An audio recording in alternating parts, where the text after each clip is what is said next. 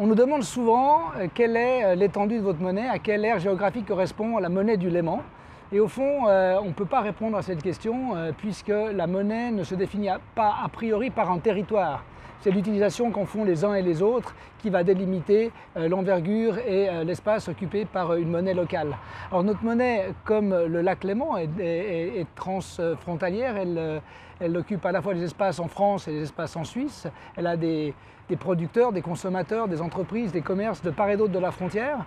Et l'intérêt de notre vision, c'est qu'on ne répond pas à des frontières administratives, mais on est sur un bassin de vie. Et le bassin de vie économique, le bassin de vie social, culturel de notre région, il doit se donner un liant, une carte d'identité. Et on peut dire que quand on brandit un billet du Léman, on brandit la carte d'identité de ce bassin de vie économique et social. Et pour garantir la gouvernance de cette monnaie transfrontalière, on a décidé de créer deux associations, une association Monnaie Léman France et une association Monnaie Léman Suisse, et de faire nos assemblées générales de manière conjointe, nos comités conjoints et notre bureau conjoint qui se réunit une fois par semaine. Pour garantir également une gouvernance citoyenne, démocratique, on a décidé de créer une fédération des groupes locaux, et le groupe local de Thonon, d'Évian, de Ferney, de Lausanne, de Genève vont créer ensemble une chambre des groupes locaux qui sera à l'évidence en codécision avec l'Assemblée générale.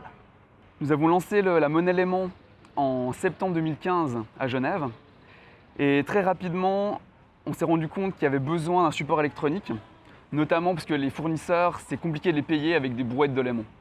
C'est-à-dire que d'avoir un système électronique, ça permet de simplifier beaucoup les relations B2B, donc business to business, et de permettre au commerce, aux professionnels de se payer entre eux beaucoup plus facilement.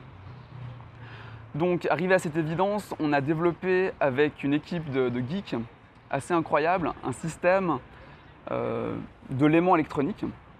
Et ce système, il se base sur la technologie blockchain, donc la crypto-monnaie. Vous connaissez peut-être le Bitcoin. On s'est inspiré de l'aspect technologique pour en faire une monnaie qui est non spéculative et qui correspond à une monnaie locale.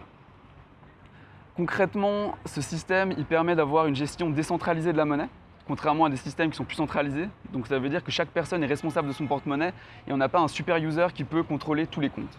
Troisièmement, ce qui est novateur avec ce système, c'est qu'il permet une articulation au sein d'une même application du Léman nanti, c'est-à-dire d'acheter électroniquement des Lémans avec des francs suisses ou des euros, et puis du Léman crédit mutualisé, c'est-à-dire le fait de commencer à utiliser du Léman en ayant découvert un crédit gratuit en Léman. Donc on ne doit pas attendre qu'on nous paye en Léman pour l'utiliser. Ce crédit mutuel va permettre aux professionnels de payer des salaires en Léman, d'avancer de la trésorerie en début d'activité et du coup d'utiliser du Léman sans devoir attendre qu'on les paye, que des consommateurs les payent avec. Un aspect essentiel du Léman électronique, c'est qu'on a décidé de le développer en open source, donc en libre. Et la volonté derrière, c'est de permettre d'universaliser et de diffuser ce système. C'est-à-dire que chaque monnaie locale peut décider de reprendre ce code et de le développer avec sa propre gouvernance, sa propre dynamique au sein de son bassin de vie.